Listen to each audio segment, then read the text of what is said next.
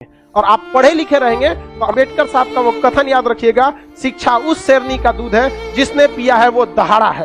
तो आपको हर हाल में शिक्षा लेना है, वरना आपको लोग कुचल के चले जाएंगे। अंग्रेज तो छोड़िए, ये भारतीयों ने ये सा कुकर्म किया है। आप जलियांवाला बाग और इसमें देखेंगे तो ज्यादा खून खोलेगा आपको मूला कर्म में, जो भारतीयों ने किया यहाँ पे। और दिल को तकलीफ तो अपने पहुंचाते हैं, गैरों को पता क्या है कि दिल दुखता किससे। ये देश के लिए आपको शर्म आएगी। हमारी संस्कृति पे जहां हमें नाज होता है, ये हमारी संस्कृति में दाग है, दाग धब्बा है। जिस तरह चांद में भी दाग है ना, हमारी अपनी संस्कृति पे इस दाग को कभी भूल नहीं सकते हैं कि पूरी दुनिया में ये एक ऐसा देश था जहां मूला कर्म लिया जाता है। देखिए, पहले ऊंचे जात वाले लोग न थे ना, नीचे जात वालों को बहुत सताए।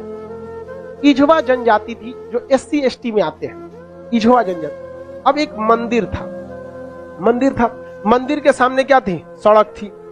तो इझवा जनजाति के लोगों को, यहाँ के लोग जो ऊंचे जात वाले थे, वो कहते थे कि तुम इस सामने से नहीं जा सकते, यहां से तुम प्रवेश नहीं कर सकते। दूसरा रास्ता बहुत लंबा दूरी तय करके था, 5-6 किलोमीटर। अब अगर किसी का घर यहाँ है और उसको यहाँ जाना है तो वो मंदिर के रास्ते से नहीं जा सकता है, लौट के जाएगा पूरा गांव हेल के बाहर यहाँ पर, और फिर आना है तो इस तरह से हेल के आएगा। बताइए, ये गलत बात था कि नहीं? अरे यार, वो छोटा जात बड़ा जात क्या होता है? छोटा जात वाला तो बड़ा जात वाले को छू लेता है तो कहते हैं अशुद्ध हो गया। ज्यादा वोल्टेज छोटके में है कि नहीं है? आप बताइए, छोटा जात वाला बड़े जात को छूता है तो क्या कहते हैं? हम अशुद्ध हो गए। तो तुम्हारे में वोल्टेज है तो तुम बड़ा जात वाला छोटा को छू के शुद्ध करके दिखाओ। नहीं समझे? ज्यादा वोल्टेज किसमें? लेकिन बात हम क्या बताते हैं, छोटे जात को लोगों ने पढ़ने नहीं दिया, इस वजह से वो इस तरह का सवाल नहीं पूछ सकता था। हमरा से पूछे कोई, हम कहते हम ट्रांसफार्मर, तुम बैटरी, टच करा के देखा, भड़का देंगे तुमको यहाँ पर, फिर तुमको शुद्ध अशुद्ध हो जाओगे तुम यहाँ पर। तो ये लोग बहुत गलत किए, ये गलत बात है यार। आज के वक्त में तो एटलीस्ट ये सोच नहीं होनी चाहिए। क्या छोटा बड़ा जात करते, मतलब क्या ही बताया जाए इनको। खुद हिंदू धर्म के शास्त्र में पढ़ी, आपको पढ़ा है, ऋग वैदिक काल में जाति का निर्धारण कर्म के आधार पर, उन लोगों ने अपनी फायदा के लिए जाति के आधार पर कर दिया, वंश के आधार पर किया कि नहीं किया? हम ये बात थोड़ी कर रहे हैं, ये तो ऋग्वेद में लिखा है। हम कौन होते हैं भैया बताने वाले कि जाति के आधार पर होगा कि नहीं? ऋग्वेद हम लिख ले हैं, जाके पढ़िए ऋग्वेद में। वहां एक ही परिवार में 4 जाति के लोग रहते, प्रारंभिक वही है ना, बाद में ना संशोधन कर दिया गया। तो गलत था। यहाँ पर केरल में बहुत अत्याचार हुआ। यहाँ पे केरल का त्रावणकोर का एक राजा था, यहाँ पर इसने दलित महिलाओं को मूला कर्म लगाता था। टैक्स था मूला कर्म। मूला कर्म एक टैक्स था जिसमें दलित लड़कियों और महिलाओं को अपना स्तन नहीं ढकना था, खुला रखना था। अगर वो स्तन ढकती है तो उसे टैक्स देना पड़ेगा ऊंचे जात वालों को, क्योंकि ऊंचे जात वाले को नीचे जात वालों से अलग करने के लिए ये तरीका लाया गया। अब ये बताइए, ये कितना नीच समाज की ये मानसिकता हो सकती है? ये आप कह सकते हैं कि जिस भारत में नारियों की पूजा होती है, उस भारत में ये मूला कर्म स्तन ढकने के लिए, और वो भी इस नाते कि तुम दलित हो, कितना गलत है। और इसको देखिए, इस पे कोई बहुत बड़ा बवाल आज तक हुआ है नहीं, लेकिन एक मूवी अगर आ जाएगी पद्मावती, या एक बाजीराव मस्तानी, एक कोई मूवी आ जाएगी, या कोई किसी कंपनी का प्रचार आ जाएगा। अभी एक किसी कंपनी का कोई प्रचार आया था दीपावली को, उसके लिए बवाल हो गया। कभी इसके लिए बवाल हुआ है? नहीं, होगा भी नहीं। रीजन क्या है? दलित लोग उतना पढ़ने ही नहीं दिया इन लोग को, आगे भी नहीं दे रहे। दलित के कुछ नेता भी आए तो अपने परिवार को लगाने में आगे बढ़ गए हैं, वो पढ़े लिखे नहीं। यहाँ एक मूवी के लिए बवाल हो सकता है, जिस हम पर्सनली हम बताते ना, बवाल की वजह से हम बाजीराव मस्तानी मूवी देखे, हमें ऐसा नहीं लगा कि उसमें क्या था। भले काटने के बाद वो था कि क्या था हमको ये नहीं पता, लेकिन ऐसा उसमें मूवी में कुछ गलत दिखाया गया है। उसमें तो और बहादुरी दिखाया गया कि महिलाओं ने, कि देखो भाई, मरने के बाद भी हमने क्या किया है, जौहर, जो गलत था। अलाउद्दीन खिलजी, इससे नुकसान किसको था? इससे अलाउद्दीन खिलजी का वह चेहरा जो सबको नहीं पता था, वो भी देख लिया लोगों ने, लेकिन उसके लिए विरोध हो सकता है। लेकिन इतना गलत चीज के लिए कभी आपने विरोध देखा है?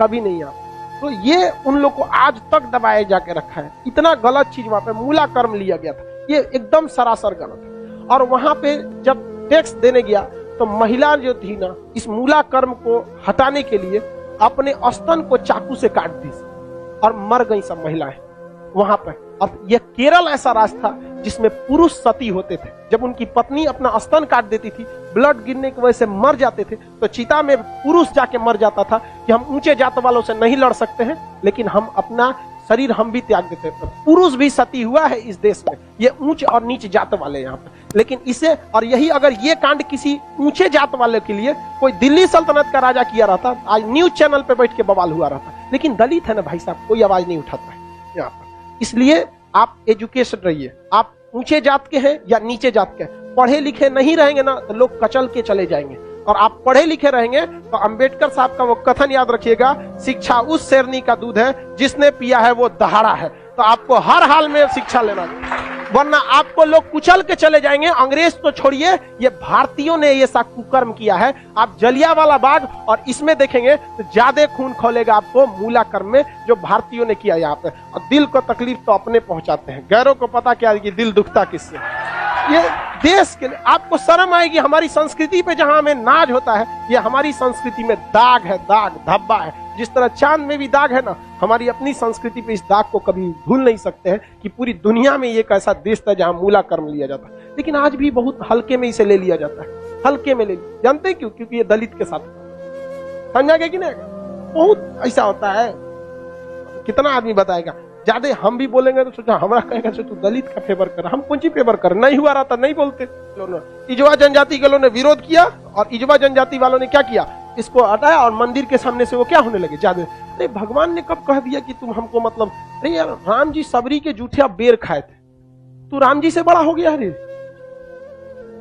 राम जी के पैर के धूल के बराबर है आज के वक्त में, चाहे कितना बड़ा आप प्रकांड विद्वान, सबरी के जूठा बेर खाए थे कि नहीं, जूठा बेर यहाँ। और आज लोग कहते हैं कि छू देंगे तो अशुद्ध। अरे भगवान जूठा बेर खाए, देख ले भाई, अब इससे बड़ा साक्ष्य क्या चाहिए। लेकिन नहीं, हम श्रेष्ठ रहेंगे, दूसरे को दबा के रखेंगे। ये सोच बहुत गलत है समाज में, और ये धीरे धीरे सही होगा, और इसको आप डायरेक्ट नहीं सही कर सकते। अभी समाज में ऐसे लोग हैं ना जिनके दिमाग में ये बैठा हुआ है ऊंच जात हम श्रेष्ठ हैं, ये नहीं। ये समाज के लोग धीरे धीरे धीरे धीरे डिकम्पोज हो जाएंगे, बूढ़ा होके समाज।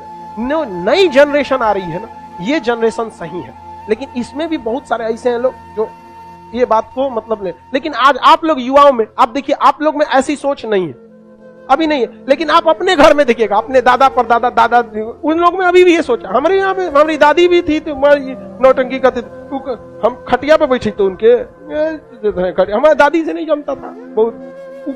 कोई नौकर वोकर आते थे तो ना काम करने के लिए, तो उसके लिए अलग गिलास रखी थी, उसके लिए शीशा का अलगे रहता था। उनके ये कौन सा तरीका है आपका?